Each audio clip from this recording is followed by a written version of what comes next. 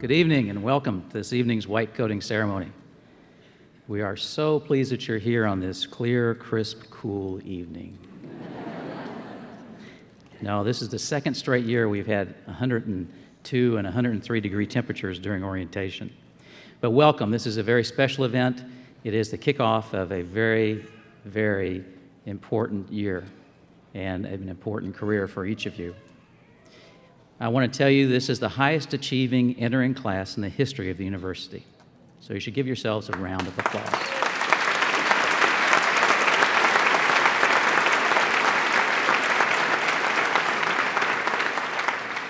You have just now completed your first week of orientation. You went through numerous meetings, some of which I'm sure that several of you probably fell asleep in, and I understand that. You had a community service day, which thankfully we had some overcast skies so that the people that were outside, it wasn't too bad, although the ones that were inside at places like Harvesters probably had it a little bit better, but that's always a wonderful event for us. You attended a picnic in great weather yesterday, sat through a baseball game, enjoyed meeting everybody. You have 251 here. And by the time 4 years go by, you will know everybody in the class. Right now, you may wonder about that, but you will. Classes start on Monday. You get the weekend off. Enjoy yourselves, because the real business starts on Monday. There will be a reception that follows the white coating ceremony, and it's in the Mulebach Hotel, which is about 2 blocks away, easy to find. And it's a wonderful reception, so we do hope that you'll attend.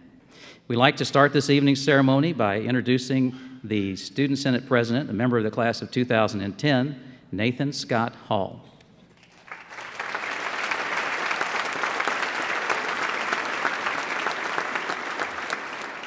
Thank you, Mr. Dalzell. On behalf of the student body at Kansas City University of Medicine and Biosciences, good evening and welcome, class of 2011, family, and friends. It is an honor to be here with you this evening, the all-stars of students across America. I'd like to congratulate you because there are thousands of students that wish they could be in your shoes. Out of all of the applicants to all osteopathic medical schools across the entire country, only 7% matriculate. So I congratulate all 251 of you for getting here. And please, enjoy your last night of freedom. I'm just kidding.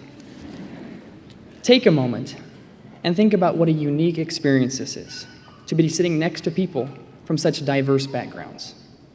This gives each of you an opportunity to bring an individual perspective to your class. And yet, no matter how different you are all here for the same reason, to become an osteopathic physician. This white coating ceremony marks the end of a vigorous and extremely stressful road, and the beginning of another. All 251 of you have passed numerous challenges, and I'm sure you, just like me, have been through some hard times. It seems like yesterday that I was in my undergraduate classes attempting to keep my grades up as high as possible. And I also remember taking that dreaded MCAT and doing just great on it. But the thing is, all of that now does not matter. It does not matter how good or bad you performed on the MCAT, or how high your GPA was. What matters is you are here. You have finally reached your goal of getting into medical school. Your moment has finally come. So if you will, family and friends, please help me applaud your future physicians.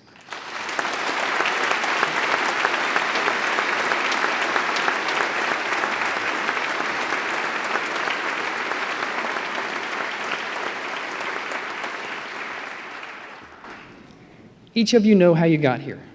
You have put in many hours of studying and numerous sleepless nights. The fact that you are sitting in those seats shows you're an extremely dedicated and motivated individual. Take a moment and think about the support system you have had over the years, whether it be your mom and dad, your grandpa and grandma, husband, wife, boyfriend, girlfriend, or even best friend. They have also played a major role in your success. I've always been fortunate enough to have a mom and dad there supporting me. I remember one question my dad always asked me when I was overwhelmed with schoolwork was, "Son, how do you eat an elephant?" He would just reply, "You take it one bite at a time." He would just say, "Nathan, take it one step at a time and you will get through it." My dad taught me how to play sports, become a teammate and friend. My mom taught me how to have fun and enjoy life. But she also taught me the basics, like cooking and cleaning. And if I may add, she's still attempting to teach my father that too. But most importantly, no matter what I was doing, whether it was sporting events, band, or choir concerts, they were always there sitting in the crowd cheering me on. Even through the rough times in undergrad and in medical school, I could call home and they would always be there waiting to talk with me. Each and every one of us is better because our families and friends have held us on their shoulders. They have helped us become who we are today. So if you will, class of 2011, help me applaud those that have come from near and far to support you on this special night.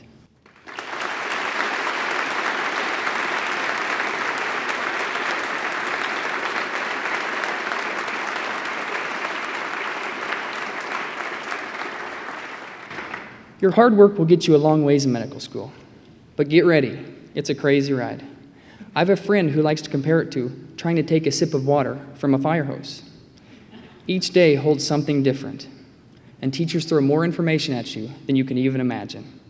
Some subjects may come very easy, while others are foreign and extremely difficult. And I will always remember a quote that a past president of the class of 2008 said, "He got you to it, he'll get you through it." Yes, at times medical school is difficult, but it is so much more exciting than anything I have ever done. That is because I am finally getting to live my dream. If you have the passion for medicine, medical school will be a breeze. I think it's awesome that each of us only gets one chance and one try at this beautiful thing called life. And it tells me something about each and every one of you for choosing a career that always is giving back. Not only have you chosen medicine, you have chosen osteopathic medicine. Osteopathic medicine teaches its students the power of touch. A simple hand on someone's shoulder to comfort them through the loss of a loved one, or to communicate that you understand. This touch has the potential to change lives. And KCU will give you the knowledge to effectively treat a patient. But as osteopathic physicians, you will use your heart and touch to change lives. Now, I'd like to take this moment to give you, the class of 2011, a little advice of my own. It's what I like to call the 3 C's to becoming a successful medical student. It's calm, always be confident, and be passionate. I hope you guys caught that, just making sure you're still awake. First, always be calm. Others can tell when you do not know something. It is okay to be wrong. Just simply admit it, that you do not know. It's okay not to have all the answers. Second, always be confident. You will be given the knowledge a small percent of the world actually has. Use that knowledge and be confident. And finally, be passionate about your life. We only get one chance, so show others how much medicine means to you. And in closing, I'd like to leave you with a quote from a song that portrays my hopes to you, the class of 2011. From this moment on, my wish for each of you is that all of your dreams come true, and that your dreams stay big and your worries stay small. And always remember, someone out there loves you.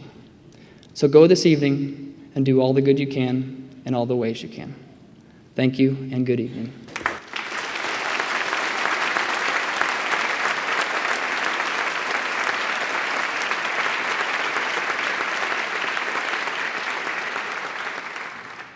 Thank you, Nathan. At this time, I'd like to introduce the Chairman of the Board of Trustees and a member of the class of 1984, Dr. Howard D. Weaver.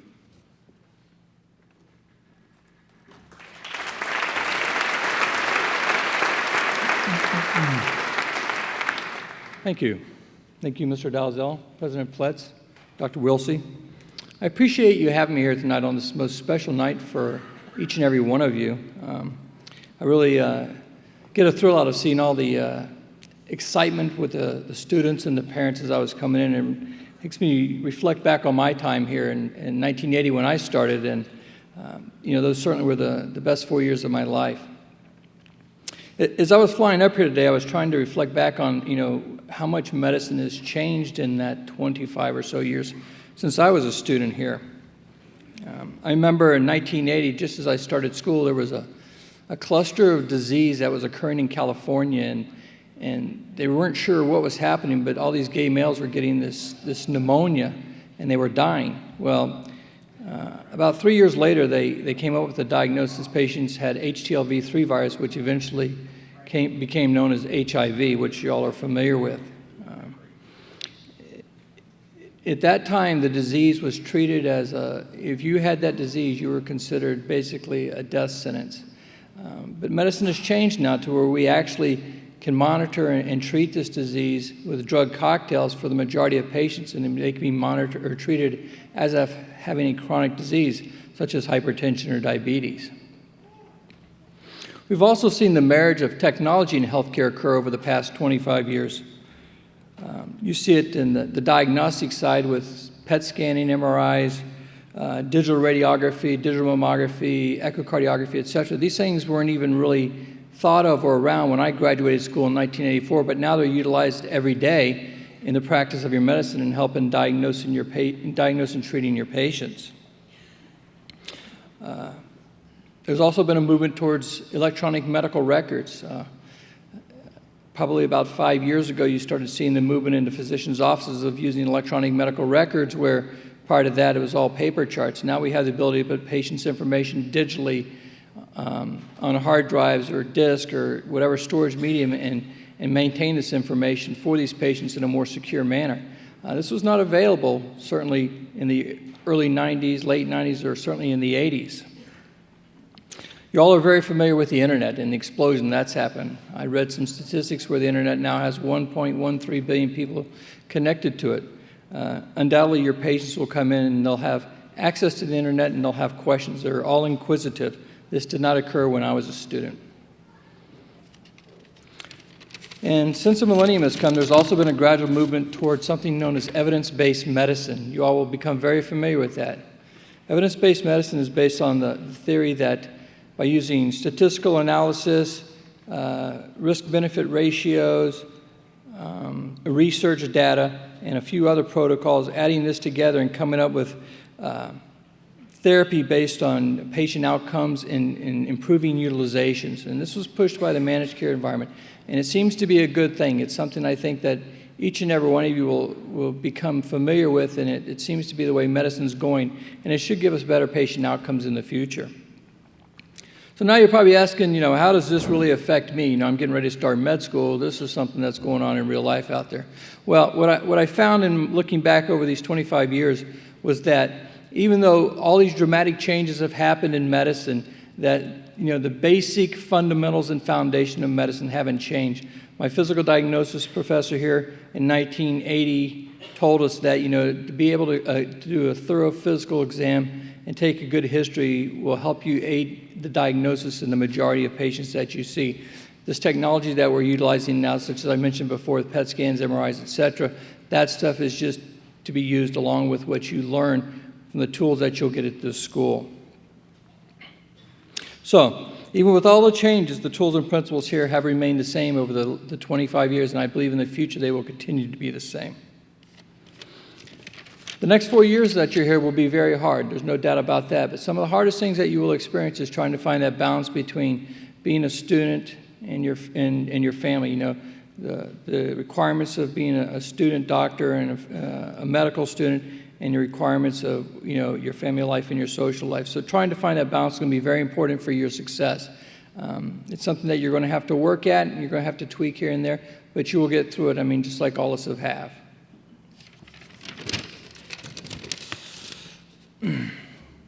So what are the things that I think that you should take from here tonight? Well, first of all, I think that understanding that the basic foundation of medicine hasn't changed in the 25 years since I graduated from here, and I don't think in the future it's ever going to change. I also think that you have to learn to be compassionate and caring My mentors really instilled that into me when I was going through my training. And I think, to learn to sit down and talk to your patients and get on their level really means a lot to them, and it will help in your treatment of these patients.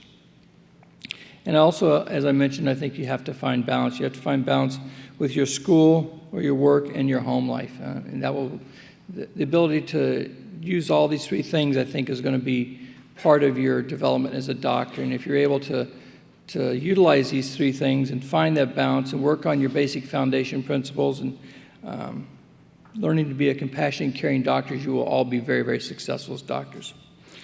So in closing, the next 4 years, as I said, will be the greatest of your life. I mean, the friendships you will make here are friendships that you will take with you. They're not like college, they're not like high school. These are people that 25 years later still I hold dear to my heart. I think if you as a class, if you will learn to work together, to savor your friendships, and to embrace your family, you will all be very successful as a class. So again, congratulations. I wish you a great 4 years. And in 4 years, I'll see you across this hallway here, and we'll give you your diploma. I'll be happy to sign it. Have a good day. Thank you.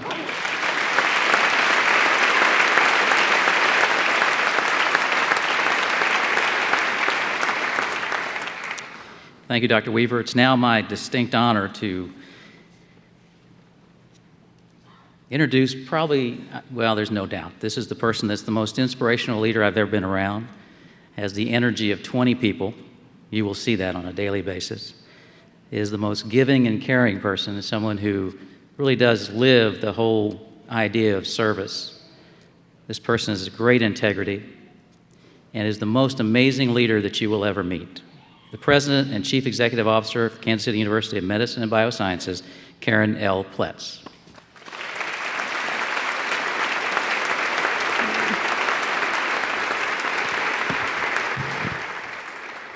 It's a great honor and a privilege to welcome all of you here this evening. We've had an absolutely wonderful week, and as you know, the most warm and memorable experiences are the personal ones that happen outside of the realm of scheduled activities. And I must tell you that this morning I had one of those. I was walking back in the third floor north wing, and I saw this young man, obviously trying on in an urgent way another white coat. Now, how many of you, everybody has the same white coat that you originally got except maybe, let's see, Kirk Middleton? He was in there getting another coat because his dog, Riley, ate his. It was hanging. He was real urgent, and we were fitting him to try to make sure it worked. And I said, Kirk, what's happened here? And he said, well, my coat was hanging off the edge of the ironing board, and my dog, Riley, ate it. So Kirk, when he gets up here, is going to have not only the first white coat, but the second one, and I guess Riley got one too. It is. It's a particular privilege to finish this week in a very capping kind of a way here at the white coating ceremony at Kansas City University of Medicine and Biosciences for the College of Osteopathic Medicine. This ceremony caps a very special week for our first-year students, and it symbolizes the end of their orientation and the beginning on Monday of their journey to become osteopathic physicians. After knowing these students for a week, I must tell you, all of you who are here for them, you must be very, very proud. As several people have commented, this is the best qualified class in the history of the institution. So we expect great things, and certainly they have not only wonderful credentials, but a wonderful spirit, which was in evidence throughout the week at Community Service Day and the numerous activities that we had where we share and get to know one another. This class of 2011, it just amazes me to say those numbers, is the 125th class to enter the College of Osteopathic Medicine at Kansas City University of Medicine and Biosciences, and tonight, the 11th to participate in the white coating ceremony. As we look out over the many who have come, parents, partners, friends, our own faculty, staff, and second, third, and fourth year students, I am reminded of how much it matters when the people that you love and care about come to be with you at a special time, being there. It's the important occasions of our lives. There is deep sustenance in knowing that the people that we love and care about will come and will be there to share those moments and that anticipation with us. Bill Bartholomew, a Harvard-educated Kansas City medical ethicist and physician, nationally known, who died of esophageal cancer in the summer of 1999. In the months before his death, he defined medicine as a covenant of trust, a special kind of human interchange, one that cannot be pursued effectively without a suffusion of values. A special kind of human interchange that cannot be pursued effectively without a suffusion of values. The white coating ceremony is very much about values. It's about being an example of what matters the most. We lift others by the strength of our faith in them and by placing a high priority on what is important in their lives. In the same way, we ourselves are lifted by the faith that others place in us. This very special covenant, which is medicine, which calls upon physicians to be both healers and sustainers of hope, also serves as a daily reminder of the reverence of life and of a strength very much greater than ourselves.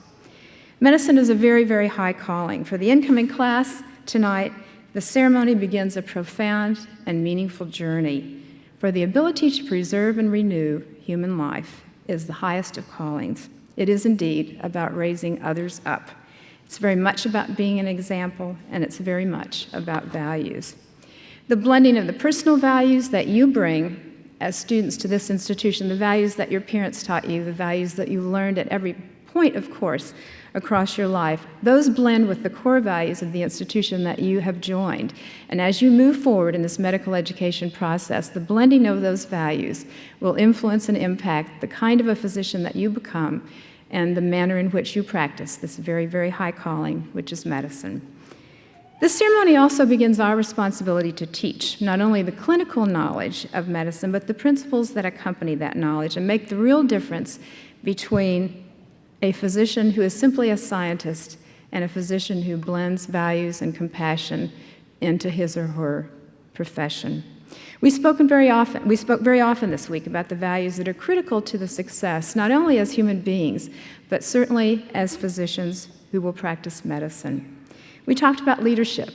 We spoke of the fact that leadership is not about being at the podium. It's not about being chair of the Board of Trustees. It's not about being at the head of the class. It's about being an example of the very best that we can be in everything that we do. There will be so many opportunities to lead, in small opportunity as well as greater opportunity, but it's always really about being that example of the very best that you can be. In the words of Luke the apostle, and certainly in this venue, the great physician, Luke said, "He that is faithful in that which is least is faithful also in much." We spoke of humility, the importance of recognizing that there is much to be learned every day from those around us. The most important thing that you will learn very, very quickly, and I shared this earlier in the week, that by the time that the students come home at Thanksgiving, people will actually be asking them, "Well, I have this thing that's wrong with me. What is it?" And they won't know, I can promise you, from head to toe, not by November. But people will begin to express the kind of reverence for the knowledge that is being learned in medical education. When you graduate from this institution, you will be among the most highly educated of all people, and people do revere the level of knowledge that you will have attained and learned. I think it's of the greatest importance to remember that we all learn every single day from the people who are around us. It really doesn't matter how much knowledge you have if you quit hearing. If you quit hearing the things that people say and share with you, the things that you learn every single day from your patients, from your colleagues, from those who would teach you at every level of your life, well beyond the years that you will spend here. Humility may be the most important thing that you will have to remind yourself about, because really it happens very much before you graduate from the institution. Humility begins to fade a little bit simply by the sheer volume of knowledge that we have.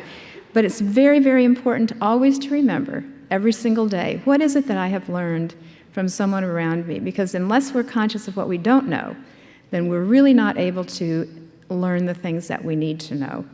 We spoke of faith and positivity and the sustaining of hope. Faith and positivity is really about how you view the things that happen to you. We all go through challenging times, and we're about to enter together a long road for you. It will be challenging, it will have road humps in it, and it will be hard at times to just simply to assimilate the volume of knowledge that is a part of medicine.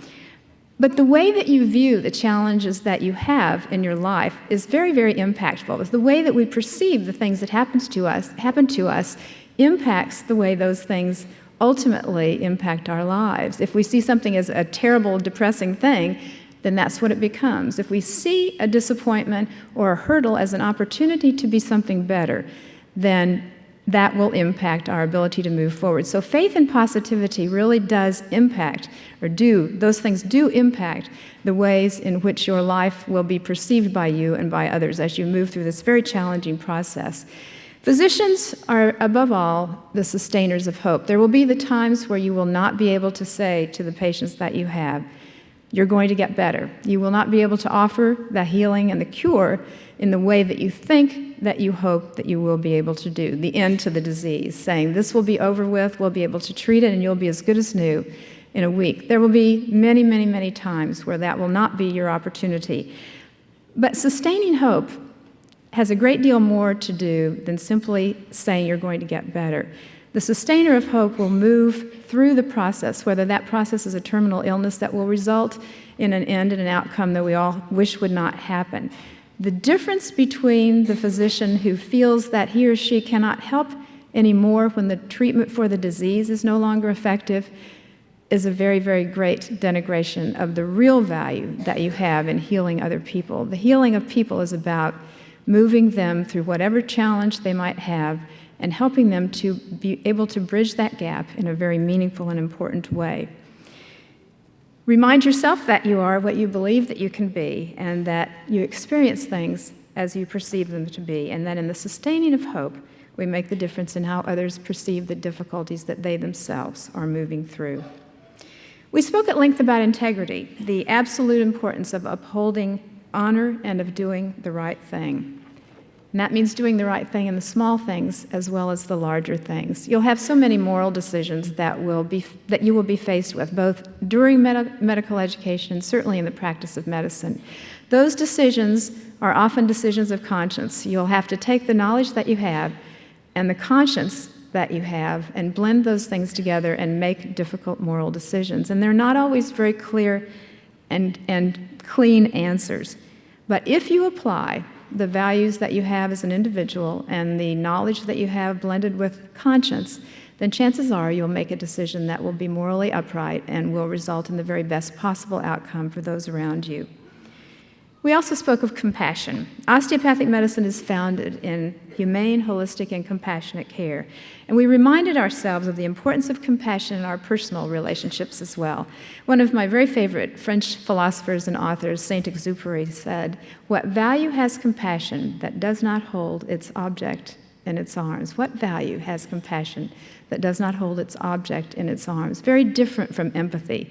Empathy we can feel if we look across a room and feel that we can understand what a person is going through. Compassion has to touch. It absolutely has to embrace whatever difficulty that person is going through, and that means that you must absolutely put your arms around whatever the object of your treatment is going to be.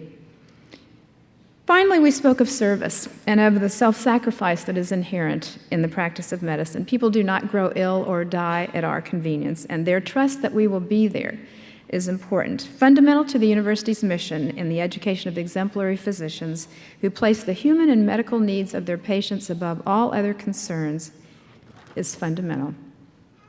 We honor these values, which are the principles of our profession, tonight. Our alumni physicians who represent these principles in practice are here because of the importance of sharing their commitment with you to raise you up on eagle's wings and to strengthen you for the road ahead. These physicians will place the traditional white coat, the universal symbol of the medical profession, on each of you for the first time. This is, and it should be, a very moving moment, for the white coat represents all of the hope, the faith, and the absolute trust that your patients will have in you.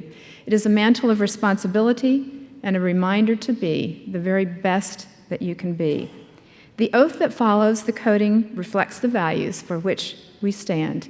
As you prepare to make this commitment, I would like to leave you with a story. In the summer of 1968, the year of the Tet Offensive, while the Vietnam War was raging, two young African-American men who were lifelong friends enlisted in the Marines and were sent to Vietnam. Their names were Henry Lincoln and Leonard Washington. In the same company, they were 6 months into their initial tour, still bonded by a common history they shared to assuage the terror they faced daily in the infantry. One night, in the darkness of a reconnaissance mission into the jungle, they moved in a single line. Henry was ahead, separated from Leonard by 3 other soldiers. Without warning, the man ahead of Henry stepped on a landmine, and there was an explosion. Henry was blown to the ground, apparently mortally wounded, along with 2 others. Thinking to save his friend, Leonard instinctively ran forward, but the sharp command of his captain rang in his ears. Still he tried to run forward, and the captain shouted, "Leonard, stop. Henry is gone. You cannot help him. Get down now." Stilled by the words of his commanding officer, Leonard fell to the ground on his belly, but as he searched the darkness ahead, his eyes found Henry, 20 feet forward, still and bleeding heavily. Slowly, Leonard began to inch his way forward toward where Henry lay, still on the ground ahead. Finally, Leonard reached Henry's side, and still on his belly, he took his friend's hand in his own. Near death, Henry struggled to move, raised his head, and said, "Leonard, I knew you would come." As you begin this journey to become an osteopathic physician, be the kind of person, be the kind of physician that others know will come. And now the white coating ceremony for the class of 2011.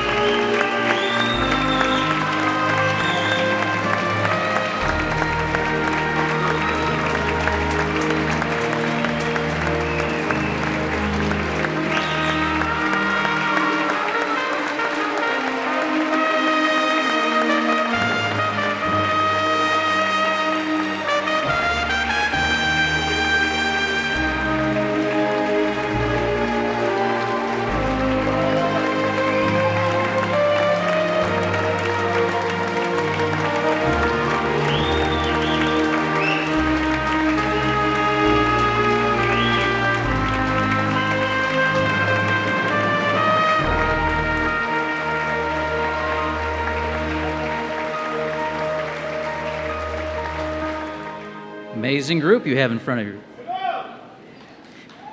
At this time, I have the pleasure of introducing the Executive Vice President for Research and Medical Affairs and the Dean of the College of Osteopathic Medicine, Dr. Sandra K. Wilsey, who will do the administration of the Oath of Commitment.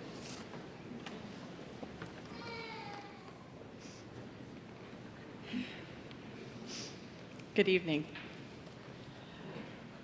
Would you please raise your right hand and repeat after me? As I embark upon the study of osteopathic medicine at Kansas City University of Medicine and Biosciences, I will enter into a relationship of mutual respect with my teachers and my colleagues to enhance the learning environment and gain the knowledge, skills, and attitudes of an exemplary physician. I accept responsibility only for those matters for which I am competent, maintaining the trust expected of a physician. I will be ever cognizant of the human and medical needs of each patient, acknowledging that healing also involves the spirit, and that a physician must exemplify humane, holistic, and compassionate care. I will value the knowledge and wisdom of the physicians who have preceded me and endeavor to contribute to this tradition. I will recognize my strengths and my weaknesses and strive to develop those qualities that will earn the respect of my patients, my colleagues, my family, and myself. Okay. I will continue this learning throughout all the days of my life. Thank you.